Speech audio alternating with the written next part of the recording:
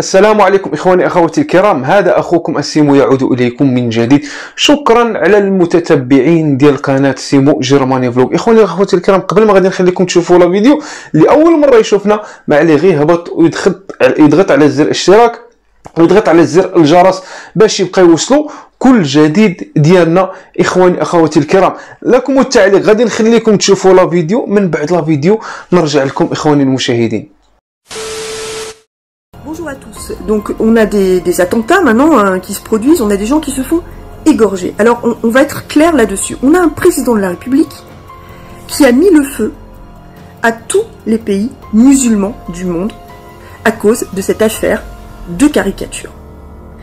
Il a son portrait qui est brûlé dans tous les pays musulmans du monde.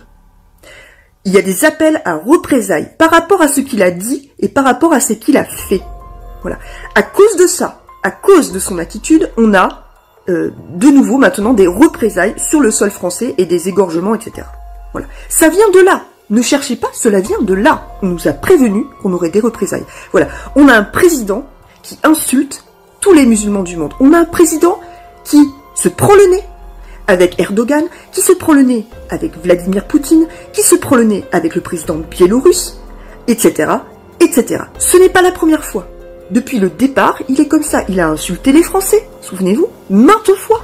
Feignant, illettré, je ne sais pas, des gens qui ne sont rien. Il a insulté les Français. Il insulte désormais les musulmans. Il insulte les présidents étrangers.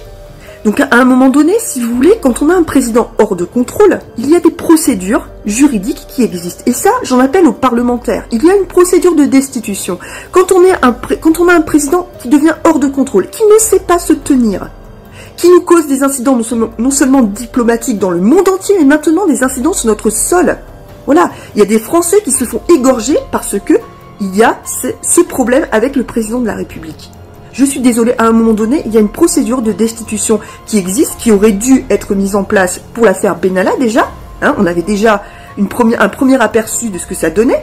Mais maintenant, on a un pays qui est complètement jeté dans cette affaire de Covid-19, où là encore, tout est hors de contrôle. Les chefs de parti se sont rendus à Matignon et se sont rendus compte qu'il est impossible que le gouvernement sache gérer cette crise. Tout le monde le sait, mais personne ne fait rien. Voilà, on a un gouvernement et un président de la République qui ne savent pas gérer ce pays, qui ne savent pas gérer la crise sanitaire, qui ne savent pas gérer les problèmes diplomatiques que le président cause à l'étranger. Donc à un moment donné, tout est hors de contrôle. Il faut mettre en place la procédure de destitution. Point. Elle a été engagée, on le sait, dans d'autres pays, par exemple contre le président Trump, cela n'a pas fonctionné.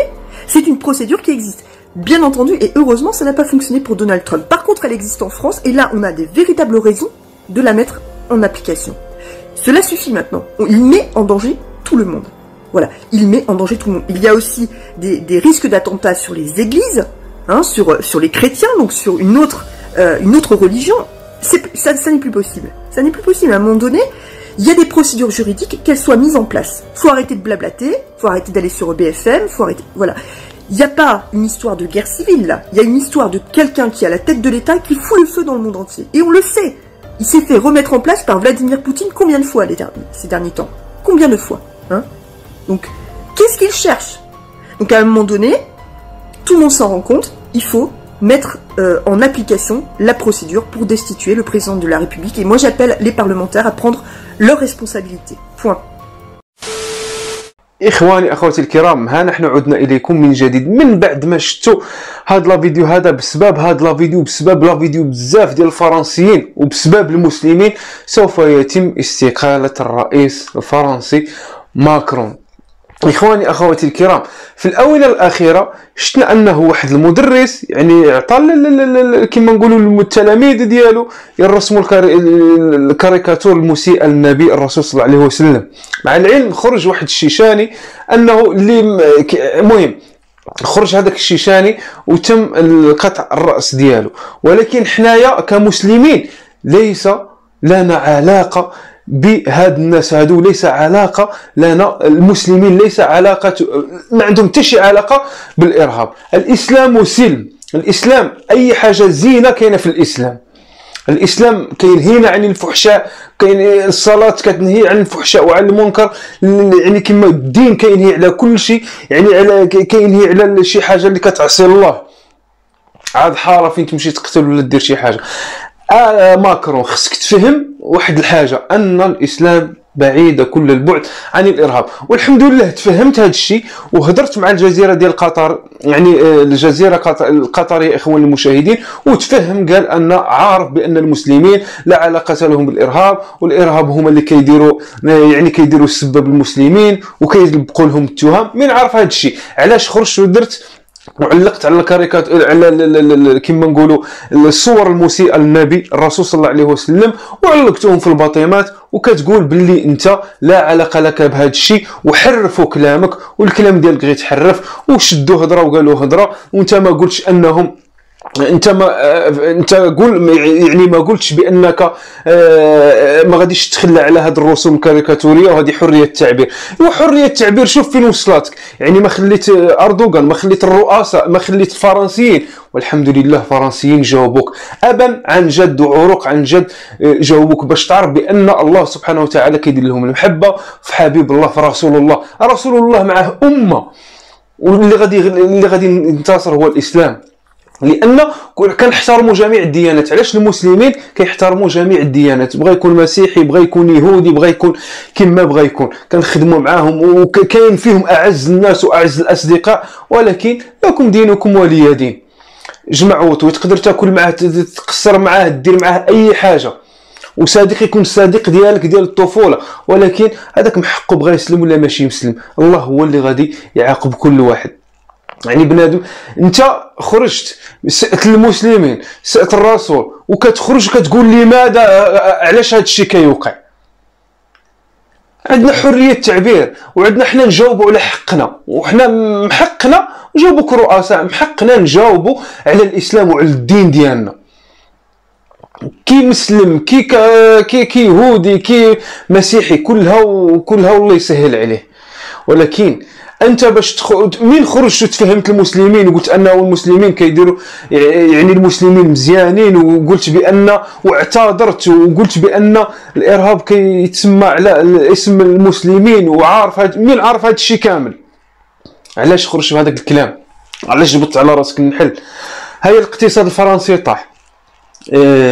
بغيت انت تضيع فرنسا لانك ما فهمتش علاش عينوك انت كرئيس. ديما ملي كتشوف قال كيشوف التدوينات ديال العرب وهذا الشيء اللي صار في الموقع التواصل الاجتماعي، ولكن انت شكون اللي رأسك؟ مع العلم بلا ما نبقاو نجبدوا لك ماضيك علاش تزوجت هذيك المراه وعلاش تزوجتها على حساب الرئاسه، ولكن هذه الرئاسه واش شافت من ما راك دير والو، راك تحوس تخرج منها ودير منها وتجبد المشاكل للعرب، ولكن انت غادي تجيبها في راسك. ولكن الانتخابات باقي لها عام، وغادي نشوفوا فين غادي تخرج هذه العقيبه. كما قال لك طيب اردوغان انك مختل عقلي وخصك تمشي تشوف شي طبيب نتاع العقل. اخواني المشاهدين كما شفتوا لا فيديو ان فرنسيه عطاته على من يدور، وفرنسي كلشي راه ضد هذا السيد هذا، انك خصك تخرج تعتذر للحبيب الله رسول الله، الا رسول الله. والحمد لله جاوبوك ممثلين، جاوبوك ابطال، جاوبوك لانك جبت على راسك النحل. جميع الديانات تحترم. بهذا السبب سوف اخواني المشاهدين غادي يعتزل وغادي يقدم استقالته، ولا ما قدمش استقالته يقدر اللي فوقو اللي يحكم فوقو اخواني المشاهدين اللي راه مسير هذا الشيء هذا راكم عارفين شكون، انه سوف يتم طرده من الرئاسه. تحياتي لكم، شكرا على الفرنسيين الغيورين، شكرا الفرنسيين المسلمين، المهم جميع الديانات تحترم اخواني المشاهدين الا رسول الله. الا ما دافعناش على رسول الله شكون اللي غادي يدافع؟ على من غادي ندافعوا؟ تحياتي لكم، ما تنسوش ديروا الاشتراك في القناه، ضغطوا على زر الجرس باش يوصلكم جديد. الى فيديو قادم ان شاء الله.